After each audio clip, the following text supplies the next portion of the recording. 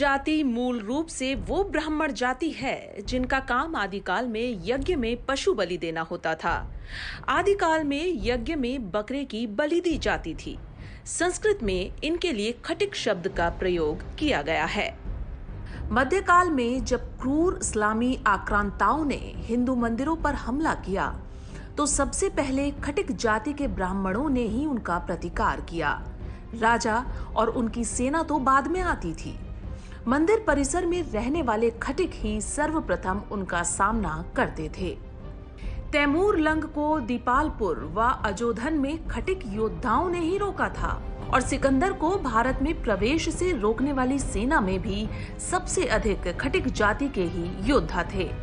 तैमूर खटिकों के प्रतिरोध से इतना भयाक्रांत हुआ कि उसने सोते हुए हजारों खटिक सैनिकों की हत्या करवा दी और 1 लाख सैनिकों के सिर का ढेर लगवाकर उस पर रमजान की 13वीं तारीख पर नमाज अदा की। मध्यकालीन बर्बर दिल्ली सल्तनत में गुलाम, तुर्क, लोधी वंश और मुगल शासनकाल में जब अत्याचारों की मारी हिंदू जातियां मौत या इस्लाम का चुनाव कर रही थीं, तो खटिक जाति ने अपने धर्म की रक्षा और बहु बेटियों को मुगलों की गंदी नजर से बचाने के लिए अपने घर के आसपास सुअर बांधना शुरू किए। इस्लाम में सुअर को हराम माना गया है। मुगल तो इसे देखना भी हराम समझते थे और खटिकों ने मुस्लिम शासकों से बचाव के लिए सुअर पालन शुरू कर दिया। उसे उन्होंने हिंदू के देवता विष्णु के वराह अवतार के रूप में लिया। मुस्लिमों की गौ हत्या के जवाब में खटिकों ने सुअर का मांस बेचना शुरू कर दिया और धीरे धीरे ये स्थिति आई कि वो अपने ही हिंदू समाज में पददलित होते चले गए। दुर्भाग्य से कल के शूरवीर आज अछूत और दलित श्रेणी में हैं। 1857 की लड़ाई में मेरठ और उसके आसपास अंग्रेजों के पूरे परिवारों को मौत के घाट उतारने वालों में खटिक समाज सबसे आगे था। इससे गुस्साए अंग्रेजों ने 1891 में पूरी खटिक जाति को ही वांटेड और अपराधी जाति घोषित कर दिया था। जब आप मेरठ से लेकर कानपुर तक 1857 के विद्रोह की कहानी पढ़ेंगे तो रोंगटे खड़े हो जाएंगे।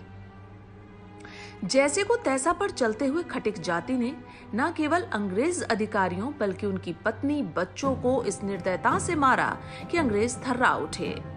क्रांति को कुचलने के बाद अंग्रेजों ने खटिकों के गांव को सामूहिक रूप से फांसी दे दी और बाद में उन्हें आपराधिक जाति घोषित कर समाज के एक कोने में ढकेल दिया।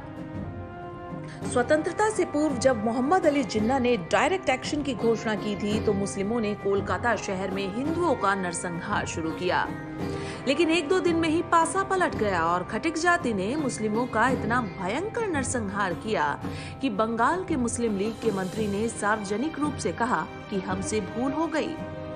बाद में इसी का बदला मुसलमानों ने बांग्लादेश में स्थित नोआखाली में लिया। आज हम आप खटिकों को अछूत मानते हैं क्योंकि हमें उनका सही इतिहास नहीं बताया गया है, उसे दबा दिया गया है। दलित शब्द का सबसे पहले प्रयोग अंग्रेजों ने 1931 की जनगणना में डिप्रेस्ड क्लास के रूप में किया था। उसे ही बाबा साहेब अम्बेडकर ने अछूत के स्थान पर दलित शब्द में तब्दील कर दिया। इससे पूर्व पूरे भारतीय इतिहास व साहित्य में दलित शब्द का उल्लेख कहीं नहीं मिलता है।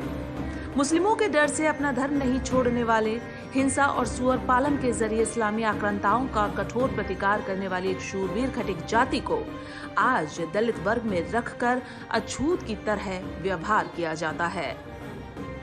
भारत में 1000 ईस्वी में केवल 1% अछूत जातियां थी, लेकिन मुगल वंश की समाप्ति होते होते इनकी संख्या 14% हो गई। आखिर कैसे? सबसे अधिक खटिक अनुसूचित जाति के लोग आज के उत्तर प्रदेश, बिहार, बंगाल, मध्य भारत में हैं, जहां मुगलों के शासन का सीधा हस्तक्षेप था और जहां सबसे अधिक धर्मांतरण हुआ। आज सबसे अधिक मुस्लिम आबादी भी इन्हीं प्रदेशों में है जो धर्मांतरित हो गए थे।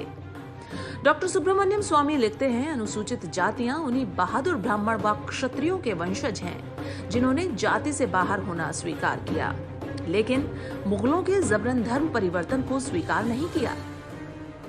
आज के हिंदू समाज को उनका शुक्रगुजार होना चाहिए, उन्हें कोटिशः प्रणाम करना चाहिए, क्योंकि उन लोगों ने हिंदू धर्म के भगवा ध्वज को कभी झुकने नहीं दिया, भले ही स्वयं अपमान व दमन झेला।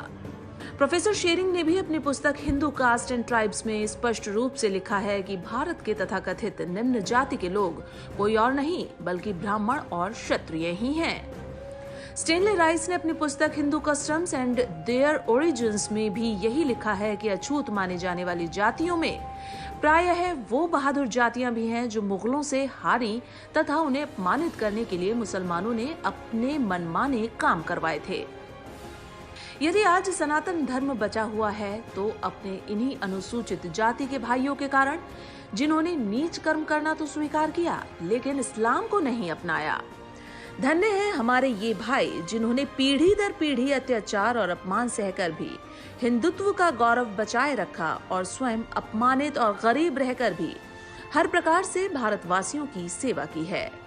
खटीक जाति की इस वीरता का सनातन धर्म सदैव ऋणी रहेगा। जय राम, जय भीम।